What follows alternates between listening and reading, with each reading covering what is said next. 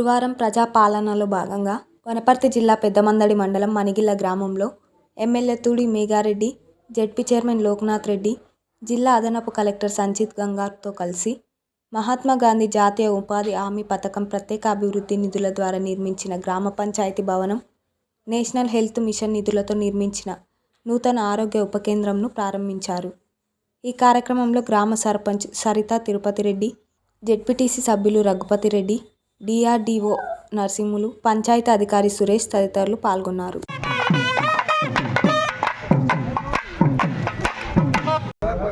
మండల డిపిఓ గారు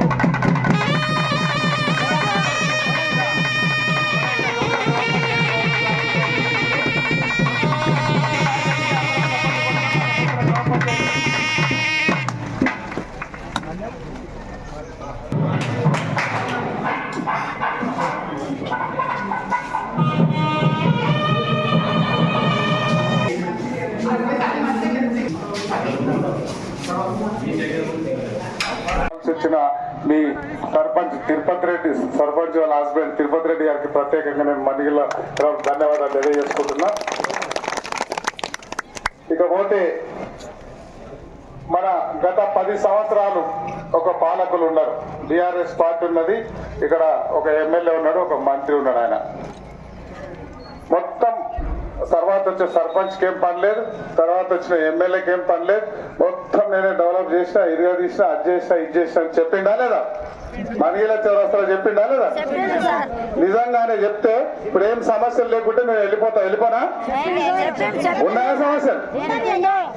ఉన్నాయా? ఉన్నాయి కదా. మళ్ళీ ఏం చేసిండ్రు వాళ్ళు? ఏం చేయలే. వనపర్తిలో 4 బిల్డింగులు కట్టి, కలెక్టరేట్, ఎస్పీ ఆఫీసు 4 బిల్డింగులు కట్టి, అన్ని 4 బిల్డింగులు కట్టి మొత్తం ఇదే డెవలప్మెంట్ అనుకున్నాడు. అది కాదు డెవలప్మెంట్ అంటే. మీరు కోరుకున్నట్లు మీరు కాంగ్రెస్ పార్టీని ఆశీర్వదిస్తే, కాంగ్రెస్ పార్టీని దీవిస్తే, ఇందిరమ్మ రాజ్యం వచ్చింది మనకు. ఇందిరమ్మ రాజ్యంలో 9వ తారీఖు నాడు మొట్టమొదటి ప్రమాణ స్వీకారం చేసినప్పుడే క్యాబినెట్ మీటింగ్ పెట్టి 2 గ్యారంటీలు 48 గంటలు అమలు చేసినాం. దాంట్లో మొట్టమొదటిది మణిగిల్ల ఆడబిడ్డలందరూ, తెలంగాణ ఆడబిడ్డలందరూ తెలంగాణలో ఎక్కడన్నా ఆర్టీసీ బస్సు ఎక్కి ఉచితంగా ప్రయాణం చేసేది మొట్టమొదటి మీకు ఆల్రెడీ 48 గంటలు చేసినాం. దాంతో పాటు ఆరోగ్యశ్రీ 5 లక్షల వరకు ఉండేది అంతకు ముందు. ఇప్పుడు రాజీవ్ ఆరోగ్యశ్రీని 10 లక్షల వరకు